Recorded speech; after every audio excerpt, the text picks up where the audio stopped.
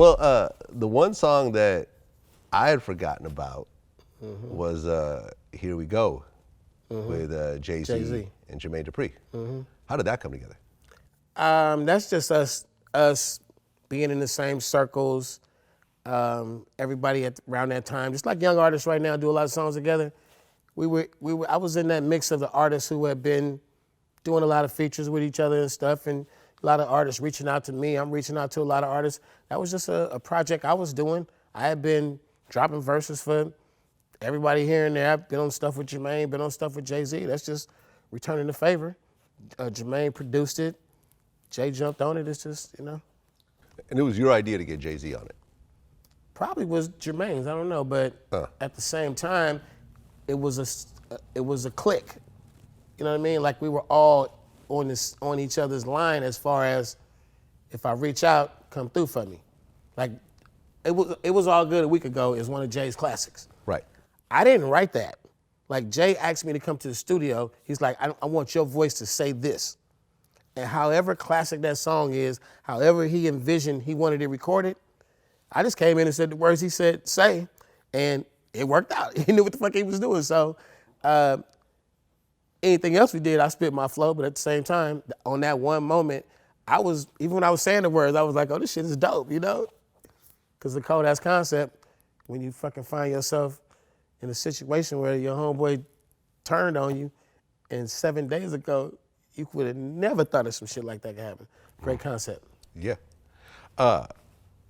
Jay-Z recently sold half his liquor company to LVMH, Louis Vuitton, Moet Hennessy. Really one of the biggest dogs on the block, period. I mean, one of the biggest conglomerates out there.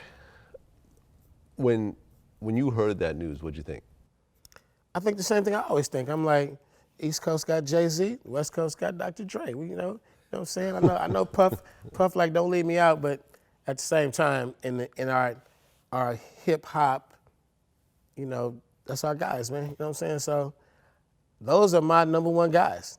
Always have been. They've been consistently outdoing. When they step up to the plate, they outdo, and it just you can't argue with greatness. You can't. So, and you knew Jay-Z pretty early on. Yeah, we were doing shows together. We was, you know, we was on that what's up, you know, kind of. The first song I ever did with Jay-Z was not intended to be a Too Short and Jay-Z duet. It was Real Niggas Do Real Things. That song was made for Scarface and Jay-Z. And if you hear in the song where Jay-Z says my name, there was a version where he said face.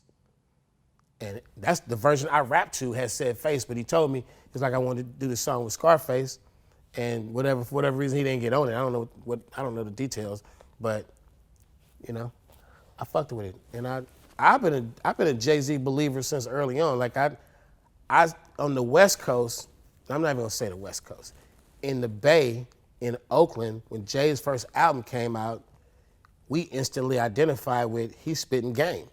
And the way the beats was slow and funky, it was very much made for us, to, you know, as listeners, as hip hop fans. And same thing with Biggie's first album. That shit was easily digestible in the West Coast sound and environment. It fit. And I was just a Jay-Z advocate, like from the jump. Just at that first album was a Reasonable Doubt. What was the first one? Reasonable Doubt. So he was just in the game. So every time, all right, Scarface wouldn't do a song, I got you. You know what I'm saying? Pimp C is, you know, having reservations about jumping on the Big Pimpin' song. I put my 2 cents in. Pimp, do the song, man. It's the Jay-Z. Well, you know what I'm saying? It's big, bro. Do it.